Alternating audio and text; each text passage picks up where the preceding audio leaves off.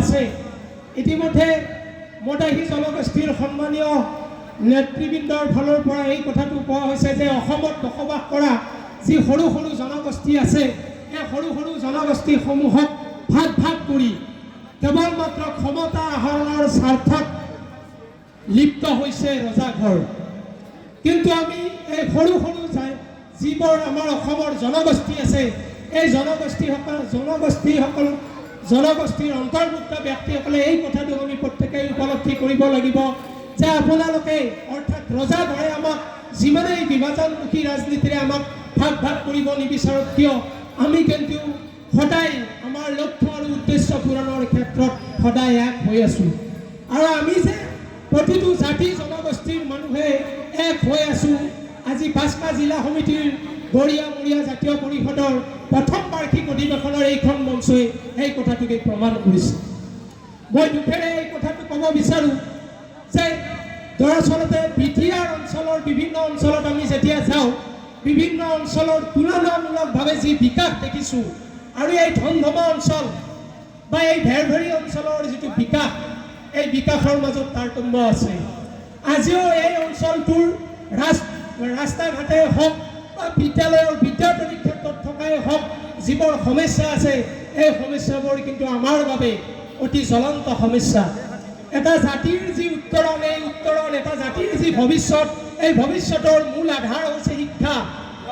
আৰু সেই শিক্ষা এটা উপযুক্ত শিক্ষা ব্যৱস্থাক আগবঢ়াই নিয়া তেতিয়াহে সম্ভৱ হয় যদি সেই অঞ্চল, সেই জাতিটোৱে যি পথেৰে যি ৰাস্তাৰে অহা যোৱা কৰি শিক্ষানুষ্ঠানত আমাৰ ছাত্ৰ ছাত্ৰীসকলে অধ্যয়ন কৰিবলৈ আহে। কিন্তু মই দেখিছোঁ যে এই অঞ্চলৰ বিভিন্ন প্ৰান্তত, বিভিন্ন স্থানত এতিয়াও বাট পথবিলাক সুগম হোৱা নাই। উল্টাখণ্ডাৰ যিটো পথ আছে নদীৰ, সেই পথটোৰে আমি আহিছিলোঁ এইখন সভালৈ, আহি দেখা পাইছোঁ যে তাত ভঙা আছে, এতিয়াও গাড়ীখন নাহে। অৰ্থাৎ সেই পথটো বিগত বহু বছৰ ধৰি এনেকৈ পৰি আছে। এই অঞ্চলৰ বিভিন্ন শিক্ষানুষ্ঠানত এতিয়াও শিক্ষকৰ অভাৱ আছে চৰকাৰী বিদ্যালয়সমূহৰ। তাতকৈ ডাঙৰ কথা এইটোৱে যে বিদ্যাৰ্থীৰ ক্ষেত্ৰতে হওক বা আন আন এই সমস্যাসমূহ সমাধানৰ ক্ষেত্ৰত আমাৰ ইয়াত থকা জনপ্ৰতিনিধিৰ যিটো সংখ্যা তেনেহ'লে একেবাৰে জিৰ'। আমি বিটিআৰ অঞ্চলত প্ৰায় 26টা বিভিন্ন জাতি জনগোষ্ঠীৰ মানুহ আছে। এই 26টা বিভিন্ন জাতি জনগোষ্ঠীৰ মানুহৰ ভিতৰত আটাইতকৈ সংখ্যাত বেছিকৈ থকা জনগোষ্ঠীটো হৈছে গড়িয়ামৰীয়া জনগোষ্ঠী।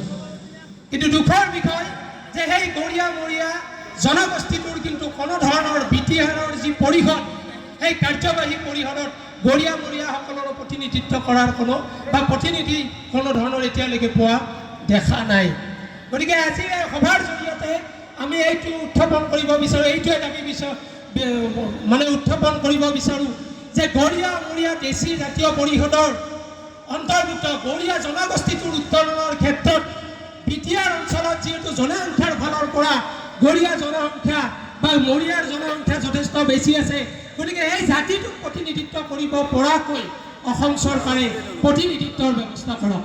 আমি সদৌ বিটিআৰ গড়িয়ামৰীয়া দেশী জাতীয় পৰিষদে বাক্সা জিলা সমিতিৰ অন্তৰ্গত গড়বেতাৰ আৰু ভেৰভেৰী আঞ্চলিক সমিতিৰ উদ্যোগত আৰু বাক্সা জিলা সমিতিৰ অভ্যৰ্থনা সমিতিৰ সহযোগত দুদিনীয়া বৰ্ণাঢ্য কাৰ্যসূচীৰে 5 আৰু 6 এপ্ৰিল তাৰিখ আজি এই সভাখনৰ অন্তিম। আজি মুকলি পটবেটনি সভা আৰু সন্ধিয়া কৰি আছে সাংস্কৃতিক বিশেষ আকৰ্ষণৰ সভা। গতিকে আমি এই দুদিনীয়া বৰ্ণাঢ্য কাৰ্যসূচীৰে যি আয়োজন কৰিছিলোঁ, এতিয়ালৈকে আমি ৰাইজৰ পৰা সুন্দৰভাৱে সঁহাৰি লাভ কৰিছোঁ। আৰু আজিৰ এই মুকলি সভাৰ কাম আমাৰ চলি আছে। আৰু মুকলি সভাত যিসকলক আমি আমন্ত্ৰণ কৰিছিলোঁ, ইতিমধ্যে তাৰ 70% আমাৰ অতিথি অলৰেডি আহি পাইছেহি। বাকী 30% অতিথি আমাৰ মাজত আহিব বুলি ইতিমধ্যে মেছেজ জনাইছে।